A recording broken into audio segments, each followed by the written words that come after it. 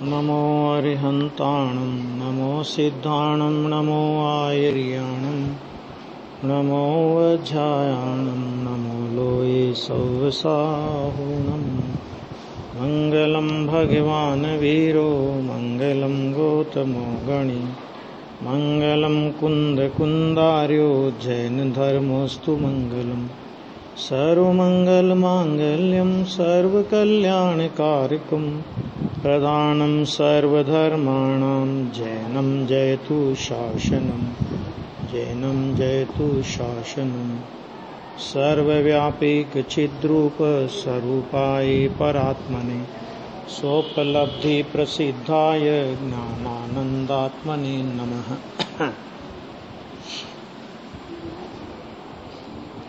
गाथा नंबर 165 64 होगी क्या? पुद्गल की चर्चा चल रही थी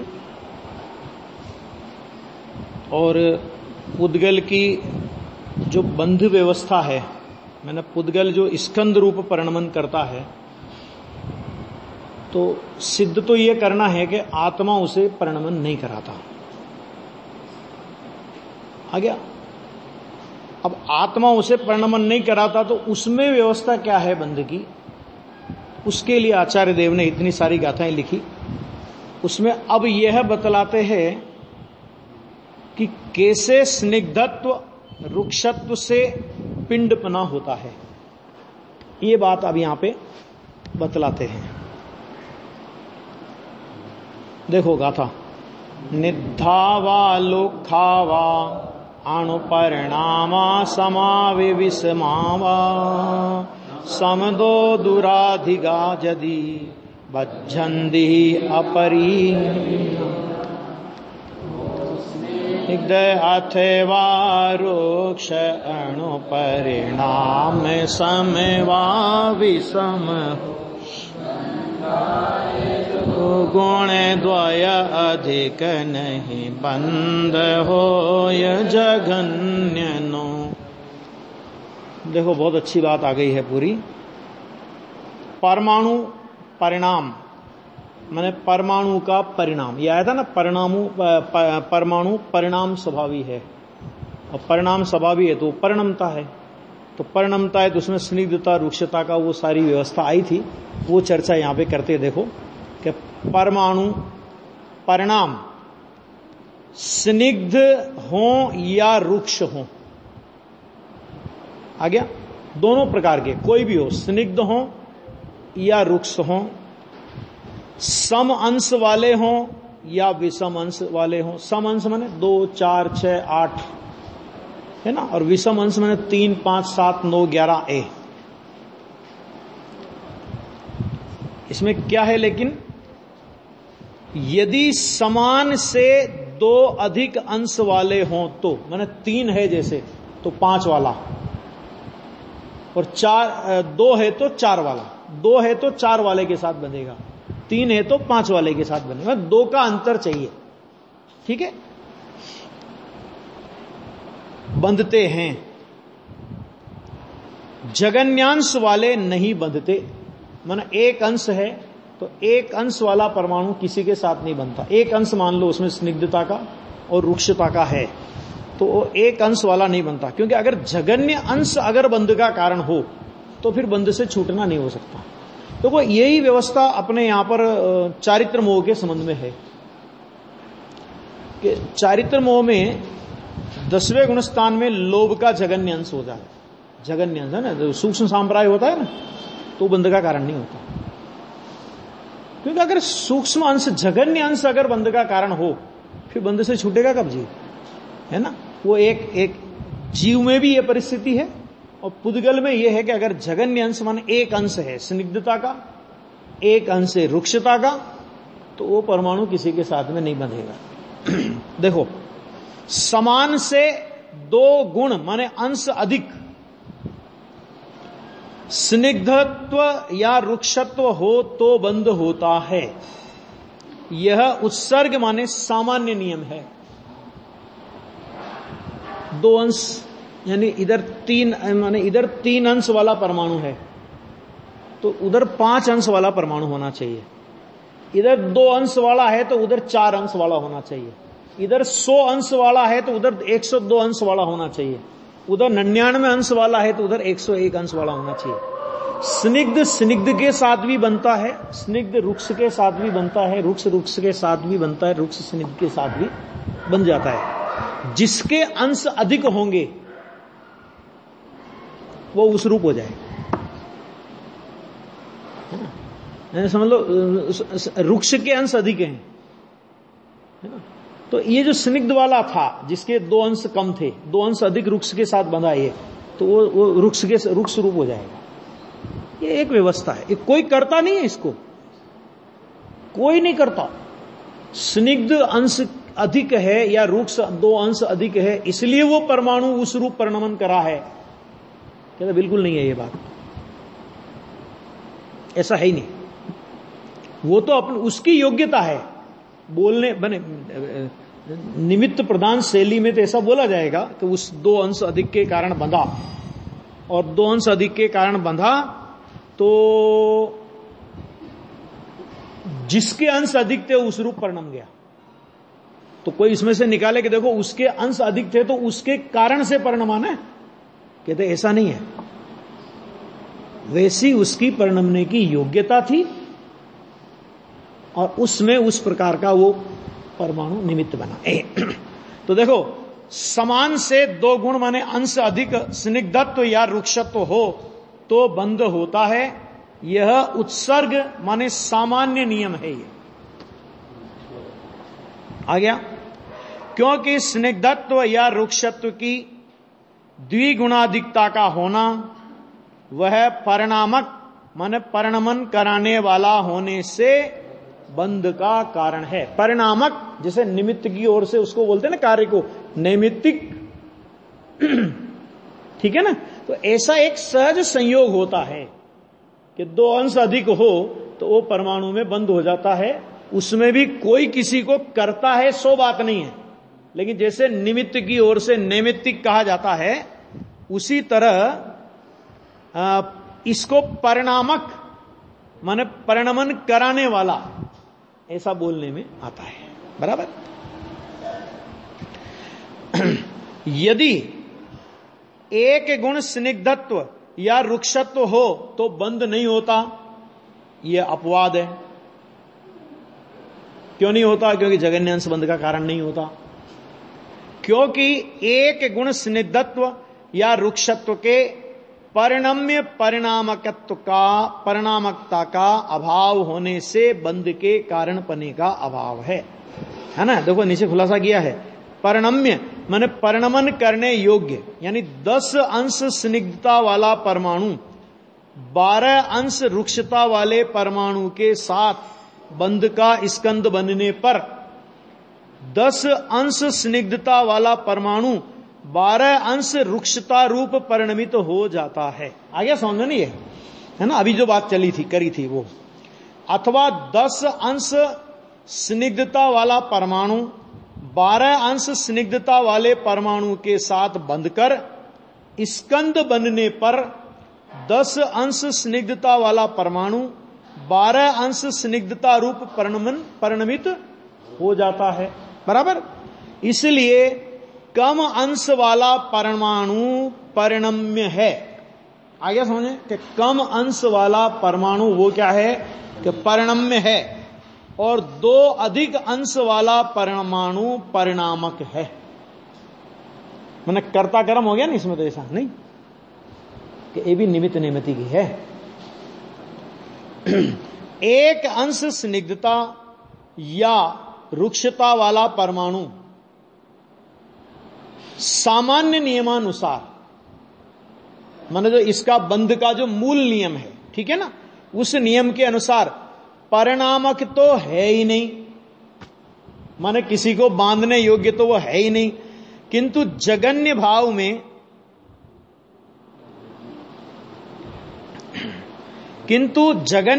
में वर्तित होने से परिणम्य भी नहीं है, मानो वो बंधने योग्य भी नहीं है। वो बांधने वाला नहीं है और ये बंधने योग्य नहीं है। इस प्रकार जगन्य भाव बंध का कारण नहीं है। ठीक है, ये जगन्य भाव बंध का कारण नहीं है, ये बात इसमें इनने सिद्ध की, ये सारी चर्चा है ना। अब देखो, अब ऐसा निश्चित करते हैं कि परमाणुओं के पिंड पने में यथोक्त मन उपरोक्त हेतु है कि ये जो परमाणु पिंड रूप परिणमित हुए, कि ये परमाणु के पिंड रूप परिणमित होने में जो हमने पूर्व गाथा में कहा, क्या कहा, फिर से अपन दोहरा लेवे, क्या कहा कि पहली बात, जगन्य अंश वाला परमाणु बंध के योग्य नहीं है। एक बात बराबर नहीं है, ठीक। सम संख्या वाला हो या विषम संख्या वाला हो, स्निग्ध हो या रुक्ष हो, दो अंश अधिक परमाणु के साथ में वो बंधेगा। यानी इधर 3 परमाणु 3 अंश होंगे तो 5 के साथ, 2 होंगे तो 4 के साथ, रुक्ष रुक्ष के साथ भी, रुक्ष स्निग्ध के साथ भी, स्निग्ध रुक्ष के साथ भी और स्निग्ध स्निग्ध के साथ भी बंधेगा। लेकिन होगा क्या कि जिसके अंश अधिक होंगे बंधने वाला परमाणु उतने अंश रूप हो जाएगा। आ गया, 10 वाला 12 वाले अंश के साथ में बंधा, ठीक, तो वो जो 10 वाला है ना कि वो 12 अंश रूप हो जाएगा। स्निग्ध था और रुक्ष के साथ में बंधा तो वो रुक्ष के 12 अंश रूप हो जाएगा। ये सब में समझ लेना। इसका मतलब क्या, इतनी सारी जो बात करी कि इसके पीछे ये बताने के पीछे हेतु क्या है, ये कहकर के आचार्य देव कहना क्या चाहते हैं, तो ये कहना चाहते हैं भाई साहब कि परमाणु के बंध की ये व्यवस्था पुद्गल के पास है, तुम चिंता मत करो उसकी, अपने को उसका कर्ता मत मानो, क्योंकि तुम्हारे साथ उसका परिणम्य परिणामक स्वभाव नहीं है।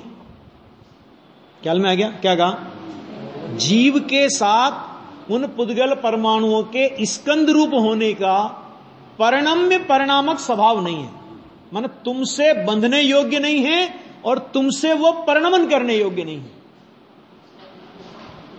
उनके उस प्रकार के परिणमने की और बंधने की योग्यता उनके स्निग्ध और रुक्ष अंशों की वजह से है, आत्मा की वजह से नहीं। आ गया, बस आत्मा को अलग कर लेना। बस देखो ये क्यों ये बात क्यों चल रही है, क्योंकि ये जो ज्ञेय तत्व प्रज्ञापन अधिकार चल रहा है ना, इसमें ज्ञान ज्ञेय विभाग अधिकार चल रहा है। आगे समझ में आपको, ज्ञान ज्ञेय विभाग अधिकार, तो भेद ज्ञान का अधिकार चल रहा है। तो ये बात बता करके आचार्य देव हमें पुद्गल से भेद ज्ञान करा रहे हैं कि तुम्हारा कुछ भी कर्तव्य तो नहीं है उसमें, ये कह रहे हैं। देखो अब आगे की गाथा में जो ये बात आई ना कि वो उपरोक्त हेतु है, तो ये गाथा में 166 गाथा है। गाथा पढ़े, निदत्तणेन दुगुणो चतुगुण निधेन बंधमणु भवदी लोखेण वाति कुदिदो अणवज्जदि पंचगुण जुत्तो चतुरंश को स्निग्धाणु सहड अंशमय स्निग्धाणुनो 85 अणुस बंध थाय त्रयांशमय रुक्षाणुनो। मैंने अब इसका जो बात उन्होंने कही, इस बात का आचार्य कुंद देव स्वयं उदाहरण दे रहे हैं। मैंने वो बात जो कही ना उन्होंने बंधने की, तो अब उस बात को वो परमाणु में किस तरह की बंधन की व्यवस्था होती है वो आचार्य देव खुद उदाहरण के माध्यम से समझा रहे हैं, उदाहरण देकर के।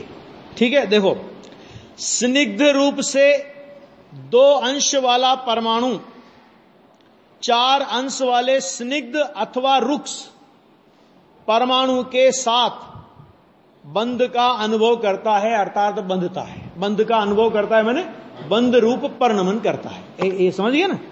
अच्छा, अथवा रुक्ष रूप से 3 अंश वाला परमाणु 5 अंश वाले के साथ युक्त होता हुआ बद्धते माने बंधता है।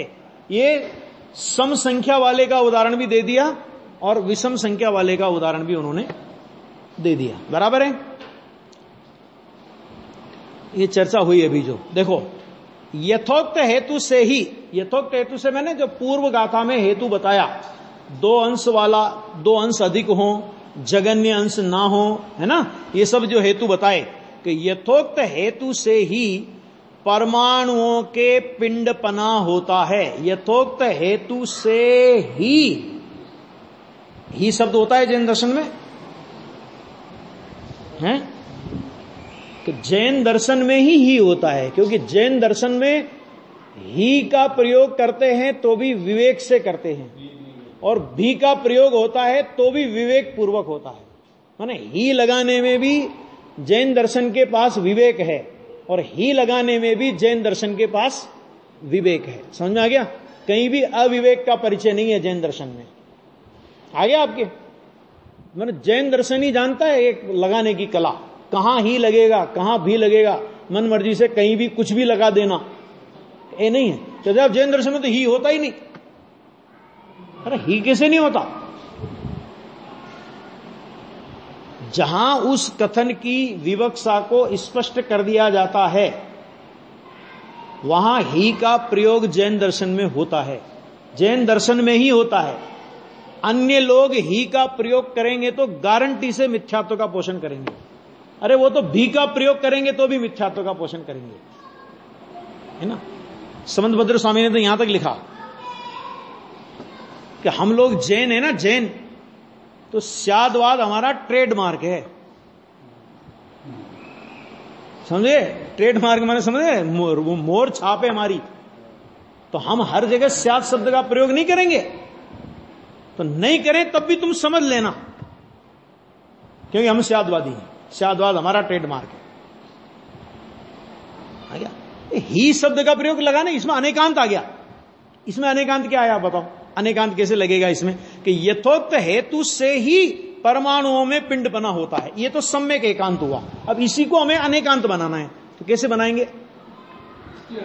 तो आत्मा से परमाणुओं का पिंडपना नहीं ही होता।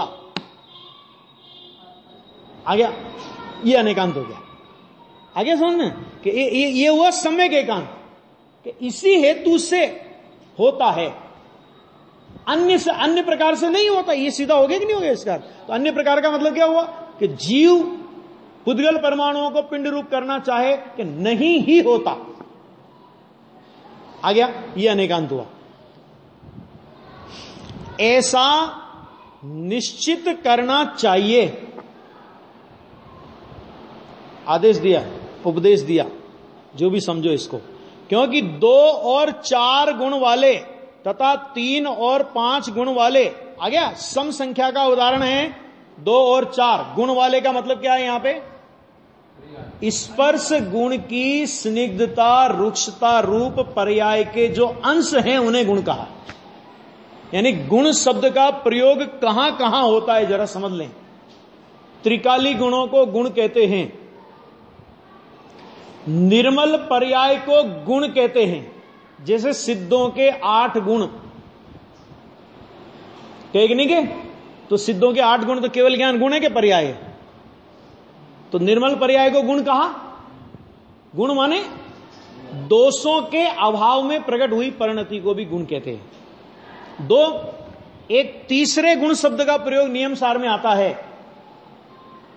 जिसमें कहा कि ये संसारी के गुण हैं। मतलब क्या कि विभाव पर्याय होते हैं ना, विभाव पर्याय, मोह राग द्वेष ज्ञान आदि की हीनता वगैरह वगैरह। समझ में आ गया कि नहीं आ गया? कि ये उन्होंने कहा कि ये संसारी के गुण हैं, माने ये संसारी की पर्याय हैं, विकार पर्याय। तो विकार को भी गुण कहा जाता है। और यहां पर स्निग्धता और रुक्षता के जो अंश होते हैं उन अंशों को भी गुण कहा जाता है। यानी गुण शब्द का प्रयोग जिनागम में कहां कहां किस किस अर्थ में मिलेगा, शब्द एक ही होगा और उसके वाच्यार्थ अलग अलग होंगे। त्रिकाली गुण को गुण, निर्मल पर्याय को गुण, विकार को गुण आ गया। अरे और तो और अरिहंत परमात्मा को तीर्थंकर प्रकृति नाम कर्म के उदय से प्राप्त जो 42 प्रकार के गुण हैं, 46 गुण होते हैं ना अरहंतों के, तो उनमें से आत्मा के तो 4 ही है, तो जो बाकी के हैं वो क्या है?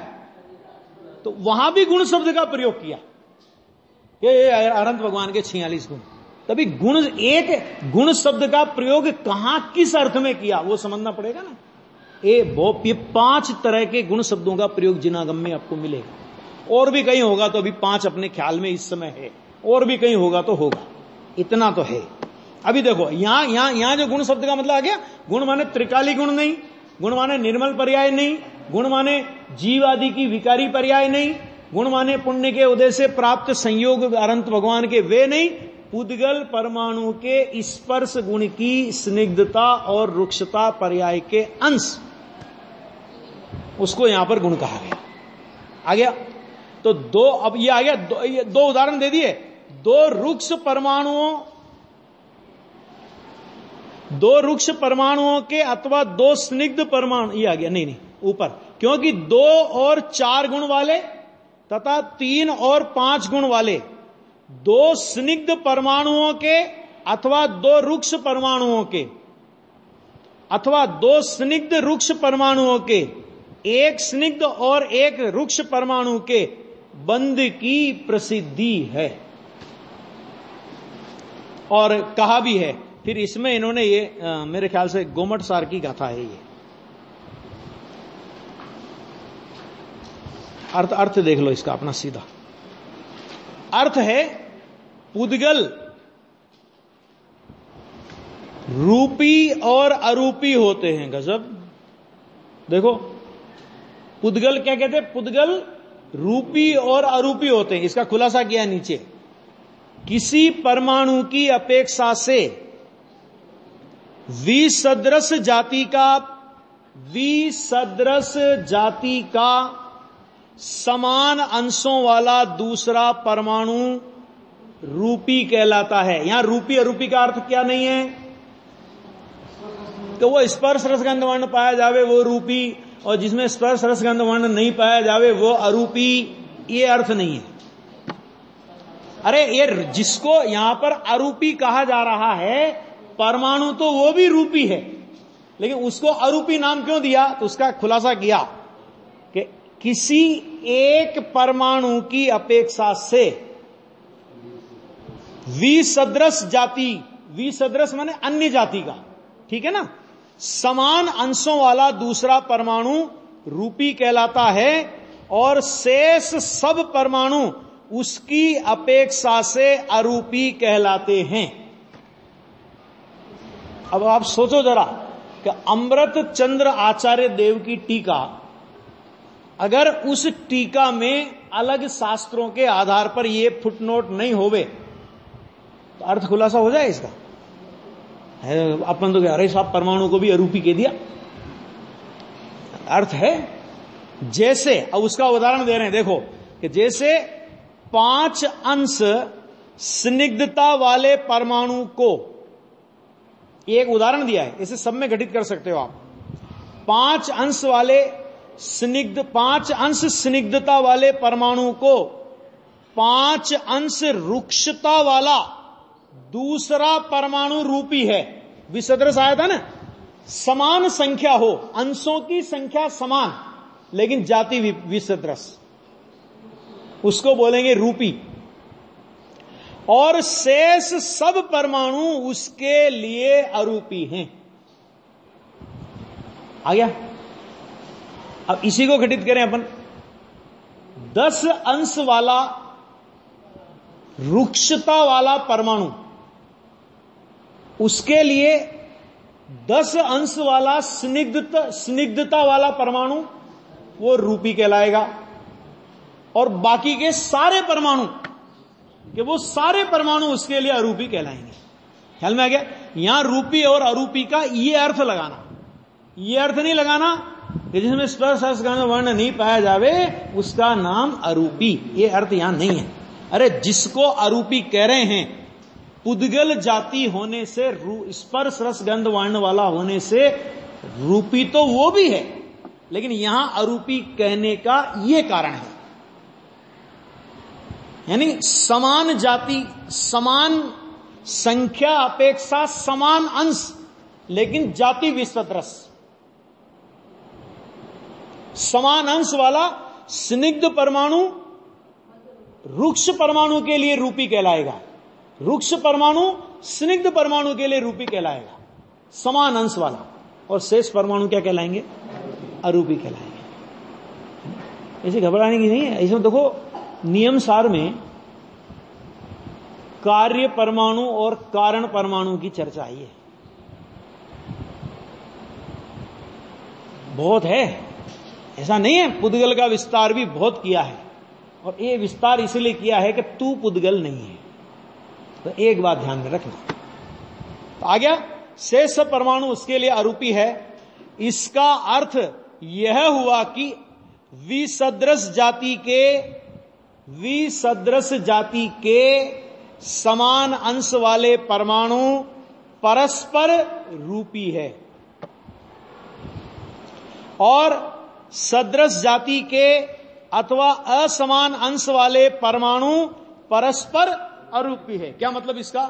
कि देखो साहब, इसका अर्थ ये कि 10 अंश वाला रुक्ष परमाणु है और सामने भी 10 अंश वाला रुक्ष परमाणु है, वो अरूपी। 10 अंश वाला स्निग्ध परमाणु है, 10 स्निग्ध अंश वाला परमाणु है, और सामने भी 10 स्निग्ध वाला अंश वाला परमाणु है, वो अरूपी है। माने ये कंडीशन है कि समान अंश हो और जाति भी सदृश हो। माने स्निग्ध के सामने रुक्ष और रुक्ष के सामने स्निग्ध। क्या मतलब इसका? कि देखो पुद्गल की कैसी विचित्रता है ना। ये सब पुद्गल की विचित्रता के खेल हैं, जो अपने को खाली जानने का विषय है। कोई मैंने ये जान लिया तो अपन कोई बहुत बड़े ज्ञानी बन गए उससे, और अपना कोई आत्मा का कल्याण हो जाएगा, और नहीं जानेंगे इतना डिटेल तो कोई आत्मा का कल्याण रुक जाएगा, ऐसी बात नहीं है।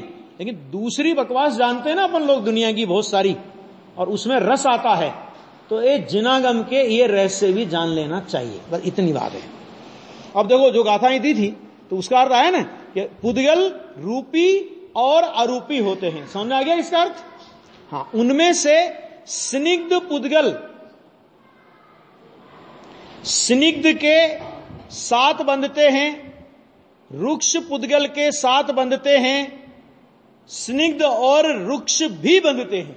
मतलब बंधने में कोई रोक टोक नहीं है, बंधने के लिए मैदान खुला है। स्निग्ध रुक्ष के साथ बंधे, रुक्ष स्निग्ध के साथ बंधे, आपस में परस्पर में बंधे, उसमें कोई रोक टोक नहीं। व्यवस्था क्या है? 2 अंश अधिक होना चाहिए और जगन्य अंश नहीं होना चाहिए, बस बात पूरी हो गई। अब देखो, जगन्य के अतिरिक्त सम अंश वाला हो, सम अंश वाला माने 2, 4, 6, 8, 10 है ना, और विषम अंश वाला 3, 5, 7, 9, 11।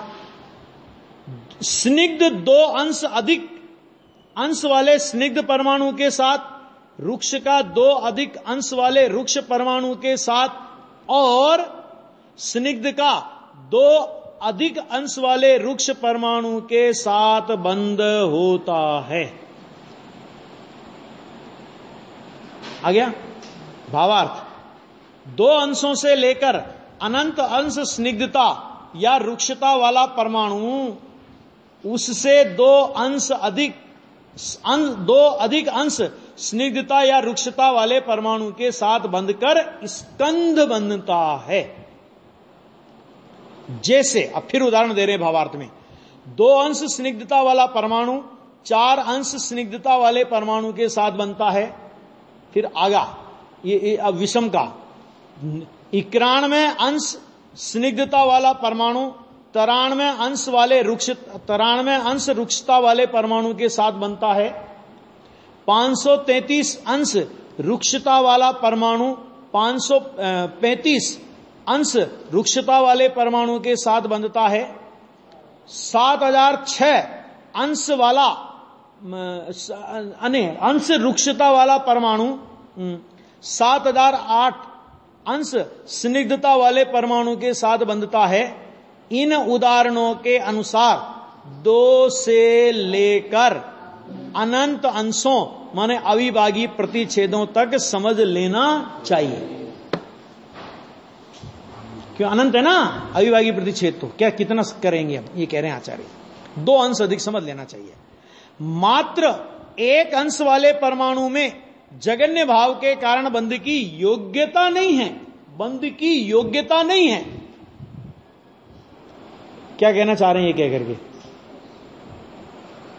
ये तो ठीक है, ये तो हमने पढ़ लिया लाइन तो, कि एक अंश वाला परमाणु है ना, तो जगन्य भाव के कारण उसमें बंध की योग्यता नहीं है, इसलिए एक अंश वाला स्निग्ध या रुक्ष परमाणु 3 अंश वाले स्निग्ध या रुक्ष परमाणु के साथ भी नहीं बंधता। क्यों नहीं बनता?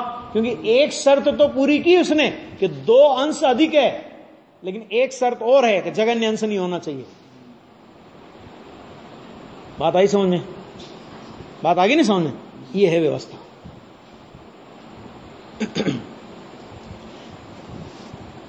हाँ, एक बात और आई थी।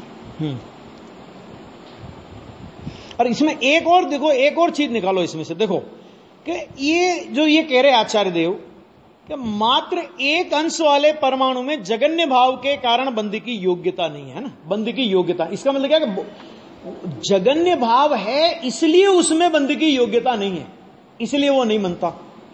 तो इसमें से एक और मर्म निकलता है कि जिसमें जगन्य अंश नहीं है, आ गया ना, माने 2 अंश हैं, 4 अंश हैं, 3 अंश हैं, 5 अंश हैं, और वो अपने से 2 अधिक अंश वाले के साथ में बंधता है, तो 2 अंश अधिक वाला परमाणु है इसलिए बनता है, ऐसा नहीं है। उस परमाणु में बंधने की स्वयं की योग्यता है तो बंधता है, स्वयं की योग्यता ना हो और बंध जाए ऐसा नहीं होता। बंधता अपनी योग्यता से ही है, लेकिन बंधेगा किसके साथ? माने वो परमाणु बांधता है ऐसा नहीं कहना है, बंधेगा अपनी योग्यता से ही, लेकिन बंधेगा किसके साथ? अपने से 2 अंश अधिक होंगे उसके साथ, जगन्य अंश नहीं होंगे और 2 अंश अधिक होंगे उसके साथ ये बनेगा, ये व्यवस्था है। आगे देखो, इस प्रकार एक अंश वाले के अतिरिक्त 2 परमाणुओं के बीच यदि 2 अंशों का अंतर हो तब ही वे बंधते हैं। अनिवार्य नहीं बंधेंगे, लेकिन बंधेंगे तो तभी बंधेंगे, बस ये है, तभी वे बनते हैं। 2 से अधिक या कम अंशों का अंतर हो तो बंध नहीं होता। माने एक अंश का अंतर हो, माने एक का हो 2 अंश और एक का हो 3 अंश, नहीं बंधेगा। एक का हो 4 अंश, एक का हो 5 अंश, नहीं बंधेगा। 2 से अधिक या कम अंशों का अंतर हो, 3 अंश का अंतर हो तो नहीं बंधेगा। माने एक हो 4 दूसरा हो 7, एक हो 4 दूसरा हो 8, नहीं बंधेगा। कितनी व्यवस्था गजब की है। बंध नहीं होता। जैसे 5 अंश स्निग्धता या रुक्षता वाला परमाणु 7 अंश वाले परमाणु के साथ बंधता है, परंतु 5 अंशों वाला परमाणु 8 या 6 अंशों वाले अथवा 5 अंशों वाले परमाणु के साथ नहीं बंधता। हो गया। बहुत सुंदर व्यवस्था जैन दर्शन के पास, बंध की व्यवस्था भी। कोई सोच सकता है ये सर्वज्ञ के अलावा पुद्गल परमाणुओं में इस तरह बंधन होता है, ये कोई सोच सकता है? अब लोगों को इतना सोचने की तो फुर्सत है नहीं, न इतना दिमाग चले, सर्वज्ञ के अलावा ये बात लाए कहां से? तो उन्होंने क्या किया, किसने किया ये सब? तो भैया भगवान की मर्जी है ना, भगवान की इच्छा के बिना पत्ता नहीं हिलता। जो कोई करता नहीं दिखा है ना, तो फिर किसके ऊपर डाल दिया लोगों ने? भगवान के ऊपर डाल दिया। और भगवान से तो पूछे कि ये भगवान तुमने जो ये सब माल मटेरियल बनाया, तो इसके लिए रॉ मटेरियल कहां से लाए थे? कहीं नहीं। ये व्यवस्था है बंद की, बहुत गजब की व्यवस्था है, देखो ये भी।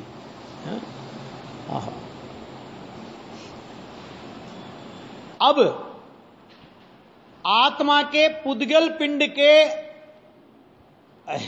कर्तृत्व का अभाव निश्चित करते हैं। आगे अपनी बात पे ख्याल में आगे कि नहीं आगे? वो कि इतनी रामायण क्यों गाई आपने प्रभु? कि इसलिए गाई कि हमें ये बताना था। देखो शुरुआत की थी ना, जब ये पुद्गल की इतनी लंबी चौड़ी व्याख्या करने की शुरुआत की थी, तब भी यही बात आचार्य भगवान ने कही थी, आत्मा पुद्गल को पिंड रूप परिणमन नहीं कराता। शब्द याद रहा हो आप लोगों को, आया था। अब इतनी सारी उआपोह चली, क्यों चली? कि जब आत्मा नहीं कराता तो होता कैसे है? ये तो होता कैसे, वो सारा विधि विधान बता दिया। और विधि विधान बताने के बाद फिर अपनी बात पर वापस आ गए कि देखो अब कि जब ये बात सिद्ध हो गई ना, पुद्गल के बंद की पूरी व्यवस्था तुम्हारे सामने हमने खोल के रख दी ना, तो अब आत्मा के, अब गलती से भी आत्मा को पुद्गल का कर्ता मत मानना। आत्मा के पुद्गलों के पिंड के कर्तृत्व का अभाव निश्चित करते हैं। पुद्गल पिंड का आत्मा करता नहीं है, ये बात आचार्य देव कहते हैं कि हम अब निश्चित करते हैं। देखो, दुपदे सादी खंदा सुहुमा वा बादरा संस्थाना उड़वी जल तेल तेउआऊ सग परिणामे हिम जायन्ते सादी सूक्ष्म स्थूल कार्य जे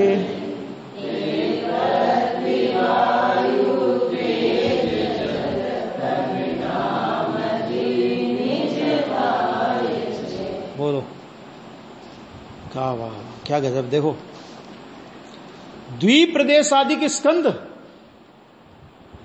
माने 2 से लेकर अनंत प्रदेश वाले स्कंद आ गया, जो कि सूक्ष्म अथवा बादर होते हैं। सूक्ष्म स्कंद और बादर स्कंद, जीव के भेद नहीं होते सूक्ष्म और बादर। एक एक बात कैसी आ रही है कि सूक्ष्म और बादर जीव के भेद होते कि नहीं? तो वो कहते हैं कि ये स्कंदों में भी सूक्ष्म स्कंद और बादर होते हैं, और संस्थानों माने आकारों सहित होते हैं। आकारों सहित तो होते ही, क्यों नहीं होते आकारों सहित? अरे आप प्रदेशत्व गुण है कि नहीं? तो प्रदेशत्व गुण के कारण आकार होगा कि नहीं होगा? तो आकारों सहित होते हैं कि वे कैसे हैं कि पृथ्वी, जल, तेज माने अग्नि और वायु रूप अपने परिणामों से होते हैं। और ये तो मानता मैंने अग्नि जलाई, अज्ञानी क्या मानता है? मैंने अग्नि जलाई। आचार्य कह रहे हैं कि पृथ्वी, जल, तेज, वायु रूप अपने परिणामों से होते हैं, आत्मा उन्हें नहीं करता, ये कह रहे हैं। अच्छा या सर्वज्ञ शासन कोई अद्भुत शासन है, सामान्य बातें नहीं है ये। गले उतर जाए तो जीव का कल्याण हो जाए, नहीं उतरे तो जहां खड़ा है वहां तो खड़ा ही है, उसमें क्या है। देखो ये पढ़ लेते फिर। अभी अपन क्या है कि 172 गाथा पे आना चाह रहे हैं जल्दी से, तो देखते हैं। देखो, इस पूर्वोक्त प्रकार से यह उत्पन्न होने वाले द्विप्रदेशादिक स्कंद, जिनने विशिष्ट अवगाहन की शक्ति के वश, विशिष्ट अवगाहन शक्ति का मतलब क्या कि पुद्गल को अवगाहन देता है। ये बात आई थी ना? आकाश के एक प्रदेश पर अनंत पुद्गल परमाणुओं का स्कंद सूक्ष्म अवगाहना रूप से परिणमन करे तो आकाश के एक प्रदेश पर आ सकता है। ये चर्चा आई थी जब अपनी चर्चा चली थी पुद्गलों की, तब। तो विशिष्ट अवगाहन शक्ति, ये पुद्गल की पुद्गल में अवगाहन शक्ति है। कि शक्ति के वश सूक्ष्मता और स्थूलता रूप भेद ग्रहण किए हैं, और जिनने विशिष्ट आकार धारण करने की शक्ति के वश होकर, विशिष्ट प्रकार के आकार, किसने बनाया आकार? अग्नि का आकार इतना, ऐसा, कभी यूं कभी यूं कभी यूं कभी यूं, है ना। अब तो अपने को गैस ख्याल में आता है, तो गैस में एक निश्चित, पहले तो चूल्हा जलते थे, कभी यूं जा रही है अग्नि, कभी यूं जा रही है, अरे साहब वो तो हवा आ गई। अरे हवा अग्नि को छूती नहीं, हवा अलग हवा और अग्नि दोनों में कौन सा अभाव है? अन्योन्य भाव है। तो हवा चली इसलिए अग्नि की लो यूं हो गई, ये झूठ बात है। हवा चली इसलिए ध्वजा यूं यूं हिल रही है, कौन समझाए ये बात? झूठ बात है ना। विशिष्ट आकार ग्रहण करने की शक्ति के वश होकर विचित्र संस्थान माने आकार ग्रहण किए हैं, वे अपनी योग्यता अनुसार। अभी तो लोगों को बहुत तकलीफ है, योग्यता शब्द कहां आया?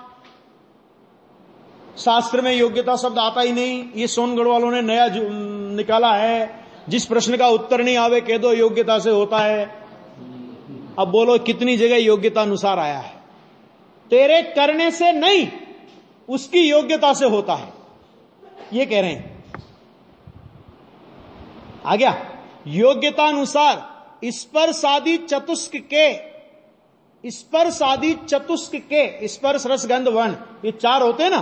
तो इसमें आविर्भाव और तिरोभाव, इसमें क्या होता है? किसी का स्पर्श प्रकट होता है, किसी का रस प्रकट दिखाई देता है, किसी का वर्ण प्रकट दिखाई देता है, किसी की गंध प्रकट दिखाई देती है। वो सारी चर्चा आगे आएगी, देखो अभी।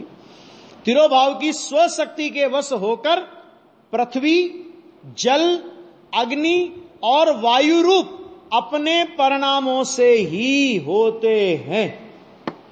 आ गया? इससे निश्चित होता है कि द्वि अणुकादि अनंतानंत पुद्गलों का पिंड कर्ता कौन नहीं है? आत्मा नहीं है। मैंने बर्फ जमाया,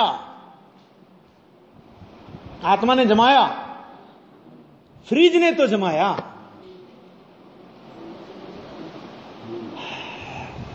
हाँ भरना पड़ेगा ये बात क्या, समझ आ गया? फ्रिज ने तो जमाया ना, जबरदस्ती फ्रिज लाके रखे घर में, समझ आ गया? ये इसकी चर्चा और आगे विस्तार से आएगी, चर्चा करेंगे।